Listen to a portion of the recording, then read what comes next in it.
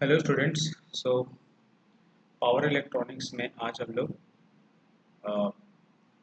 PN junction diode को देखेंगे as a rectifier, कैसे ये वर्क करता है। ठीक है, तो हम लोग अभी तक डायोड का जो बेसिक स्ट्रक्चर है वो देखे थे कि डायोड हम लोग का डायोड में इन फॉरवर्ड बायस और रिवर्स बायस ये कैसे वर्क करता है। ठीक है, और ड्रिफ्ट और डिफ्यूजन करंट भी हम लोग देखे थे। ठीक है, तो हम लोग जस्ट आज देखेंगे कि पीएन जंक्शन डायोड का वन ऑफ द एप्लीकेशन है ये हम लोग का, कि ये हम लोग का यूज होता है रेक्टिफायर में। Okay, so what is meant by rectifier? Rectifier is a device which converts the AC signal into DC signal, or we can say AC signal into DC, or unidirectional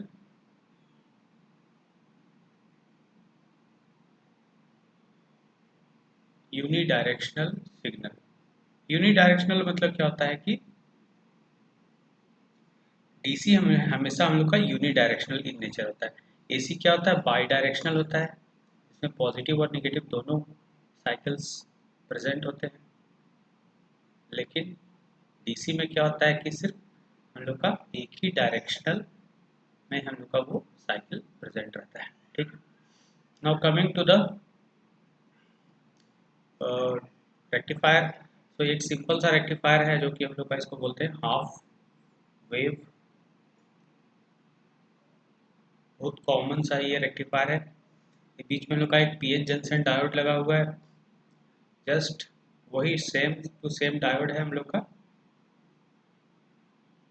ये P है और ये N side है। ठीक है, this is P side and this is an side.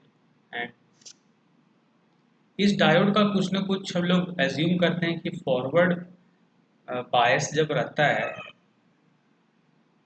Forward bias में तो इसमें करंट फ्लो करता है और रिवर्स बायस में करंट फ्लो नहीं करता है। ठीक है, लेकिन फॉरवर्ड बायस में भी क्या होता है कि इसमें करंट अचानक से फ्लो नहीं होता है, थोड़ी देर बाद जाकर के ये फ्लो होना शुरू करता है at some cut off point, या इसको नी पॉइंट बोलते हैं। तो उस कारण से क्या होता है कि डायोड में थोड़ा सा फॉरवर्ड बायस में रेजिस्टेंस रहता है, उसको हम लोग बोलते हैं resistance of the diode, RD. ठीक है, मतलब डायोड में एक फॉरवर्ड रेजिस्टेंस होता है जिसको क्रॉस करने के बाद ही वो करंट क्या होता है इसमें हम लोग का इंक्रीज करता है। ठीक है, तो अब क्या होता है, हम लोग डायोड में अगर एसी सिग्नल देते हैं तो एसी सिग्नल्स में दो साइकिल्स रहते हैं, प्लस और माइनस। ठीक है, first half cycle and second half cycle which is plus and negative half cycle is there, positive and negative half cycle is there. Okay, so अगर प्लस मतलब positive half cycle की बात अगर हम लोग करते हैं, सिर्फ ओनली पॉजिटिव हाफ साइकिल, तो क्या होगा हम लोग का यहाँ पे प्लस प्लस अगर वोल्टेज अप्लाई हो रहा है तो ये क्या हो जाएगा हम लोग का P side is plus with respect to N, so that this diode is forward bias, so current will flow from P to N side through the load. Okay, so this current is shown in the figure here. ये current हम लोग का flow होने लगा। और second half cycle की बात अगर हम लोग बोलते हैं तो सेकेंड हाफ साइकिल में क्या होता है कि coming to the negative half cycle, तो निगेटिव हाफ साइकिल में क्या होगा, देखिए इसका पोलैरिटी हमेशा चेंज होगा। फर्स्ट हाफ साइकिल में ये प्लस रहेगा, ये माइनस रहेगा, तो डायोड फॉरवर्ड पास हो गया। Now coming to the another half cycle, तो अनदर हाफ साइकिल में क्या होगा, ये हम लोग का क्या हो जाएगा negative and this one is positive in the second half cycle. तो सेकेंड हाफ साइकिल की बात अगर बोलते हैं तो यहाँ पे नेगेटिव है और यहाँ पे पॉजिटिव है, तो ये डायोड कैसा बायसिंग हो जाएगा, इसका रिवर्स बायस हो जाएगा, तो ये कंडक्ट नहीं करेगा, so that we can't find the current here, मतलब कि सेकेंड हाफ साइकिल में यहाँ पे कोई करंट हम लोग का फ्लो नहीं होगा। ठीक है, तो इसीलिए इसको क्या बोलते हैं हाफ वेव, क्योंकि ये सिर्फ एक साइकिल ऑफ ऑपरेशन में सिर्फ क्या करता है, एक ही हाफ के साइकिल को ये में ये करंट फ्लो करता है। Okay, now coming this is just the explanation जो आप लोग को बताया गया था, सेम उसी तरह से पॉजिटिव हाफ साइकिल में ये कंडक्ट करेगा और निगेटिव हाफ साइकिल में ये कंडक्ट नहीं करेगा। क्यों निगेटिव हाफ साइकिल में कंडक्ट नहीं करता है? क्योंकि निगेटिव हाफ साइकिल में इसका जो रेजिस्टेंस है, देखिए अगर हम लोग ओम्स लॉ लगाते हैं तो ओम्स लॉ क्या होता है? I is equal to V by R. तो इस सर्किट में करंट कितना है? आई है। रेजिस्टेंस टोटल कितना है? आर एंड आर डी, क्योंकि डायोड का भी कुछ रेजिस्टेंस है। ठीक, तो यहाँ पे देखिएगा I is equal to V by R D plus R. ठीक है, ये डायोड का रेजिस्टेंस प्लस एक्सटर्नल रेजिस्टेंस। लेकिन फॉरवर्ड बायस में क्या होता है? डायोड का जो रेजिस्टेंस है वो थोड़ा बहुत ऑफर होता है, लेकिन रिवर्स केस में देखिए, रिवर्स केस में भी यहाँ पे होगा आर डी प्लस आर। तो रिवर्स केस में क्या होता है? आर डी का वैल्यू इतना ज़्यादा हो जाता है कि करंट का वैल्यू क्या हो जाएगा हम लोग का? जीरो हो जाएगा। ठीक है, मतलब रिवर्स बायस में जंक्शन इतना ज़्यादा रेजिस्टेंस ऑफर करता है कि उसका करंट का वैल्यू क्या हो जाता है हम लोग का? यहाँ पे जीरो हो जाता है, so that no current flows. ठीक है, ठीक है, सो मतलब we conclude one thing, that in forward bias condition the resistance of the diode is very less forward bias, and in reverse bias मतलब इसको हम लोग in reverse bias the resistance of the diode is very high। ये इसीलिए इसका resistance अगर high होता है रिवर्स बायस में तो इसका करंट क्या हो जाता है? इसका करंट का वैल्यू हम लोग का जीरो हो जाएगा। ठीक है, now coming to the full wave rectifier. Full wave rectifier क्या होता है? हाफ वेव रेक्टिफायर का स्ट्रक्चर हम लोग का कैसा था? सिंपल सा, एक हम लोग का एसी था और एक डायोड हम लोग लगा दिए थे और एक लोड लगा दिए थे, दैट्स इट। इसमें सिर्फ एक ही साइकिल में करंट फ्लो होता था, अनदर साइकिल में नहीं था। लेकिन यहाँ पे क्या होता है?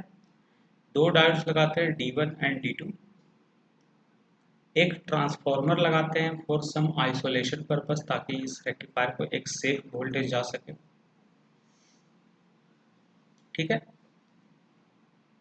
दो डायोड्स D1 एंड D2 है और यहाँ पे एक पॉइंट E है। ठीक है, और एक लोड को इसका सेंटर से कनेक्ट कर देते हैं। ठीक है, ठीक है, तो ये हम लोग का एक्चुअली एक सेंटर टैप ट्रांसफार्मर रहेगा। इस टाइप का ट्रांसफार्मर आता है।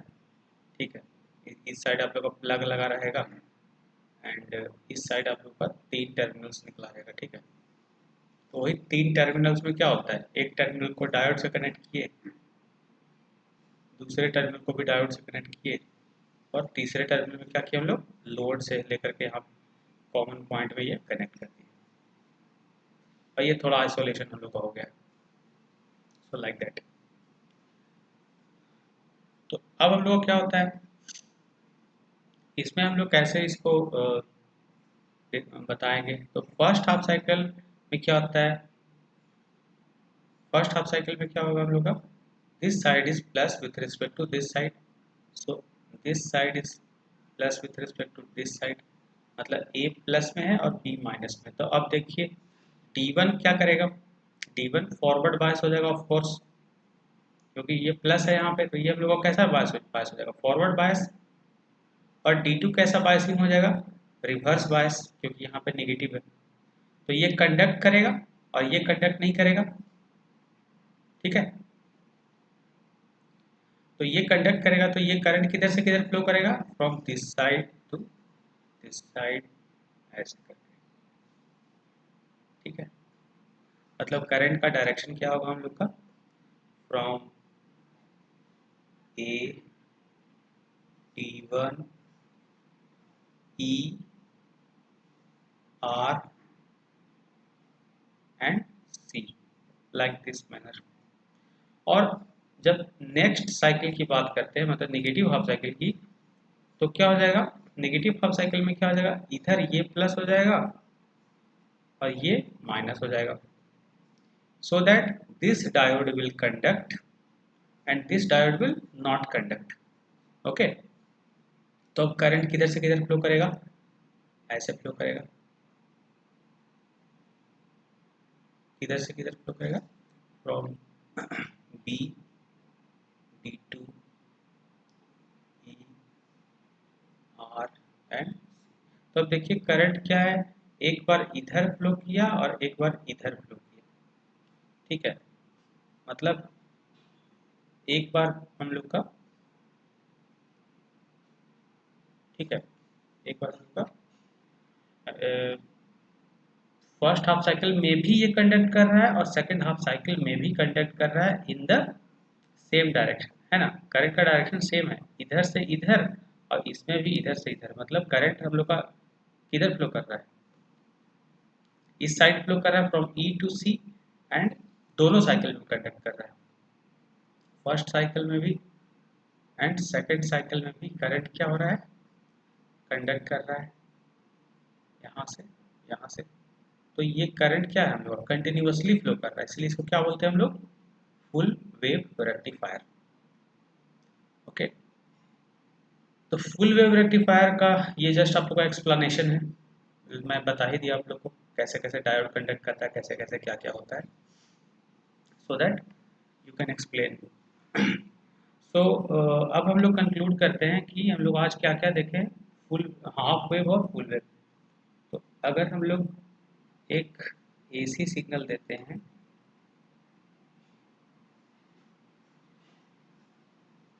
और हम लोग बात करते हैं अगर हाफ वेव की, तो हाफ वेव की बात करते हैं,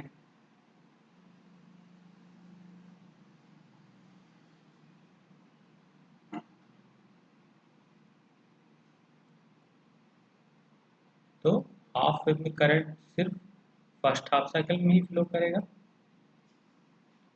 ठीक है, ये हाफ का है, एंड फुल में क्या होगा, ये हम लोग का covering both the cycles, first and second also, मतलब even if the voltage is negative, even if the input voltage is negative here, but the current is always flowing in the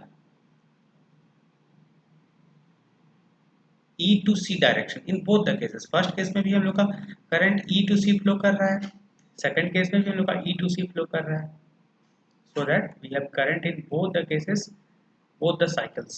okay, तो यहाँ पे हम लोग का, यहाँ पे भी करंट फ्लो कर रहा है, यहाँ भी फ्लो कर रहा है, यहाँ भी फ्लो कर रहा है। अब एक क्वेश्चन आता है कि हाफ वेव और फुल वेव में किसका एफिशिएंसी ज़्यादा होता है, हाईली एफिशिएंट कौन होगा, सेम इनपुट वोल्टेज को लेकर के ये हाफ प्रोड्यूस कर रहा है या फुल प्रोड्यूस कर रहा है, एफिशिएंसी किसका ज़्यादा होगा, फुल वेव का एफिशिएंसी हम लोग का ज़्यादा होगा। यहाँ पे एक चीज़ कंसिडर करने का है कि दोनों ही जो वोल्टेजेस या दोनों ही करंट्स जो हम लोग का यहाँ पे दोनों ही जो हम लोग का करंट्स मिल रहा है वो लोग का कैसा मिल रहा है, in DC, this is also DC, this is also DC, और इसको हम लोग एक नाम और दे सकते हैं, unidirectional current. Unidirection मतलब एक ही डायरेक्शन है करंट का, ठीक है। So now you can see the difference between AC and DC. AC में क्या हो रहा है, दोनों डायरेक्शन में चेंज हो रहा है, लेकिन डीसी में सिर्फ एक ही डायरेक्शन आता है, लाइक दिस। ओके, सो और यहाँ पे भी देख सकते हैं आप लोग, यहाँ पे आप लोग का इनपुट में ट्रांसफार्मर में एसी आ रहा है ऐसे और ऐसे, है ना, लेकिन आउटपुट में करंट किधर फ्लो कर रहा है, आउटपुट में करंट हम लोग का सिर्फ ई टू सी फ्लो कर रहा है, like here E to C and from here also E to C.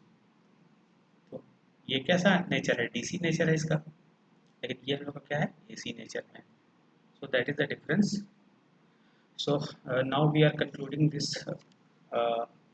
class for today. We will see some new topics in the next class. Okay, thank you, students.